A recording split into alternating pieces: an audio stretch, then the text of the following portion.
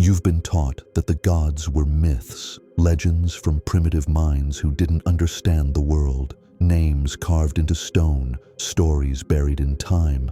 But what if that was never true? What if the gods never disappeared, they just changed form? What if they stopped being worshipped in temples and started whispering from within? The ancient world didn't look outside for divinity, it looked inward. The pantheon wasn't a gallery of external beings, it was a map of energy, archetype, consciousness. Every god had a frequency, every myth was a mirror, not of the world above, but the world within.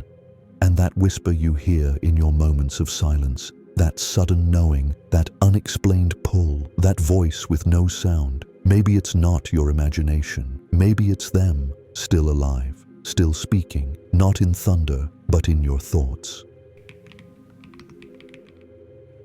Before there was language, there were symbols. Long before alphabets, humanity communicated through images, shapes, and stories, not just to share facts, but to transmit frequency. The gods didn't speak in paragraphs. They spoke in geometry, vibration, color. A serpent wasn't just a creature, it was a current. A sun disk wasn't just light, it was memory. The eye wasn't for seeing out, but in. In Egypt, the gods were carved into walls, not just to be seen, but to be felt. Each figure, each gesture, each object held a resonance. These were not idols, they were circuits, diagrams of divine states you could enter, and when initiates entered temples, they weren't there to pray, they were there to merge, to awaken aspects of themselves that lay dormant, because each god represented a piece of you, a voice buried in the static of your modern mind. When you study them, they don't stay on the wall. They begin to speak, not as fiction, but as fragments of your forgotten identity. At some point in history, something shifted. The temples fell silent. The myths became stories. The gods were pushed out of the body, out of the psyche, turned into sky beings, fantasy, superstition. What was once known as inner technology became labeled as external theology. And with that shift, something inside you fractured. You were taught that the divine was somewhere else, above, beyond, unreachable. You were told to pray to it, fear it, wait for it, but never to be it. The voice that once whispered from within was drowned by noise, doctrine, dogma, distraction. You stopped listening, not because it stopped speaking, but because you forgot how to hear. That fracture created separation, and separation creates suffering. You've been trying to remember ever since. You see it in your dreams, temples with no roof, faces you've never met but deeply know. You feel it when you stand under the stars and feel watched, not by something out there, but by something rising in here. And in those moments when you feel a presence inside you that doesn't have a name, when your thoughts shift into wisdom that doesn't feel like yours, when your instincts override your intellect, that's not just intuition, that's a transmission. That's the part of you that was once called deity, resurfacing. And if you felt that recently, it's not by accident, because the gods never died. They just went quiet, waiting for the static to clear. If this is starting to feel like something you've always known, subscribe and hit the bell, because we're just getting started. It starts small, a flicker in your chest when you read something ancient, a sense of recognition when you see a symbol you've never studied, a surge of energy when you speak words you didn't plan to say.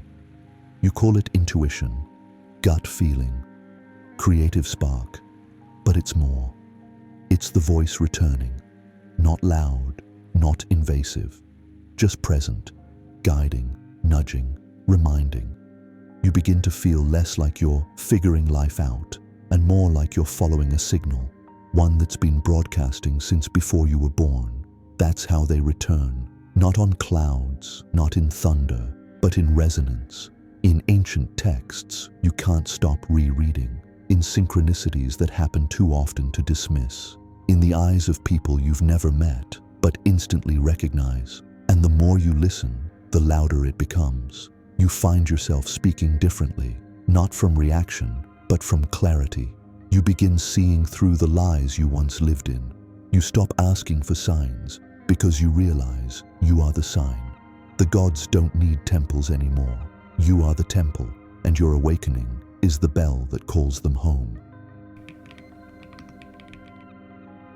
For thousands of years, the voice was dormant, not gone, but waiting for a window in time when the static would lower, when the old systems would crack, when enough of humanity would be ready to hear without worship, follow without fear, embody without permission. That time is now. The world is unraveling, not because it's ending, but because its illusion is.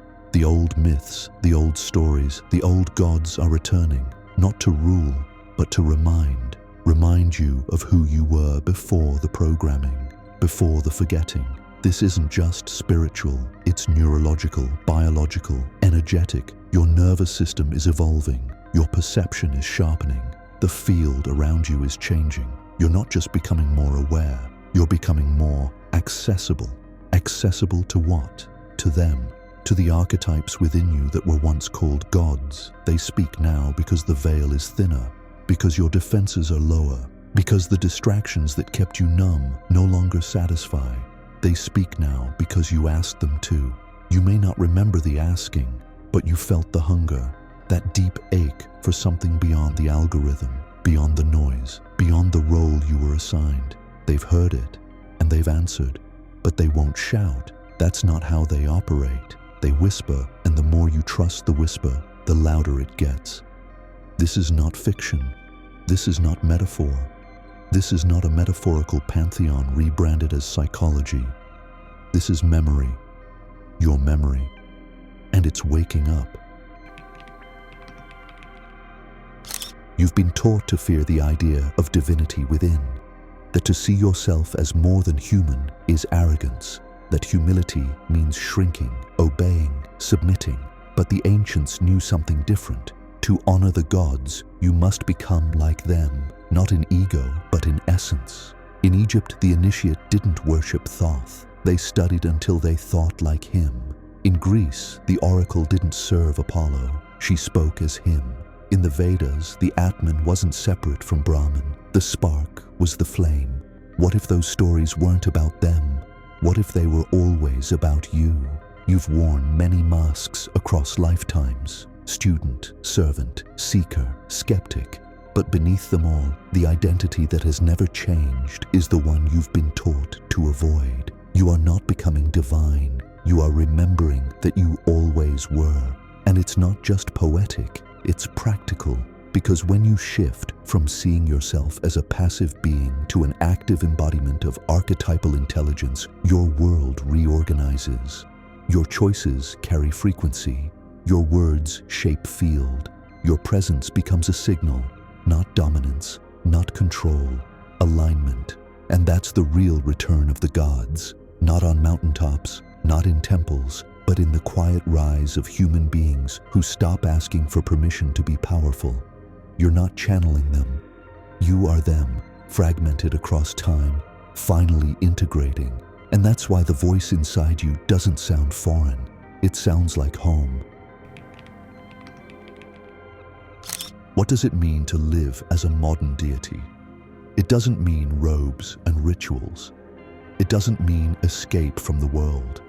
It means stepping fully into it, with memory, with clarity, with presence. It means walking through a society designed for disconnection and staying aligned. It means holding the frequency of wholeness in a world built on fragmentation. You don't need to isolate yourself to be sacred. You don't need a mountain. You need intention. You need coherence. Because the divine doesn't hide in silence. It vibrates through every choice you make. Every time you trust your intuition when logic says otherwise, the God speaks. Every time you stand in truth when fear tempts you to shrink, the God acts. Every time you choose alignment over approval, the God awakens. To live as a modern deity means letting go of the performance of power and stepping into its frequency. You no longer need to prove anything. Your very presence is the message. You no longer need to seek validation. The field itself responds to who you are. Not what you say, not what you believe, what you emit. Because gods don't argue, they emanate. And you'll start to notice the world reacting differently to you. Not because it changed, but because your signal finally matched your soul. You've remembered just enough to walk differently. But this is only the beginning. Because once you remember who you are, you start to wonder who else is still asleep. The old myths spoke of pantheons, many gods, each with a role, each with a voice.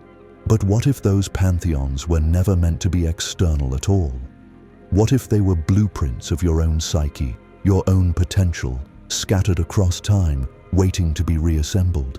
You've met parts of them already. The voice of clarity that cuts through confusion, that was Thoth.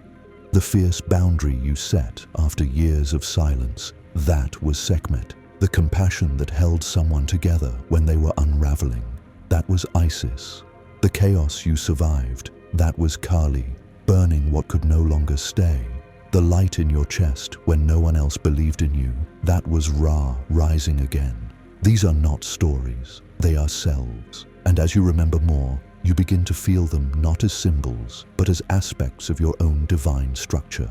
Not gods above, not guides beside, but facets within. The pantheon isn't in the sky.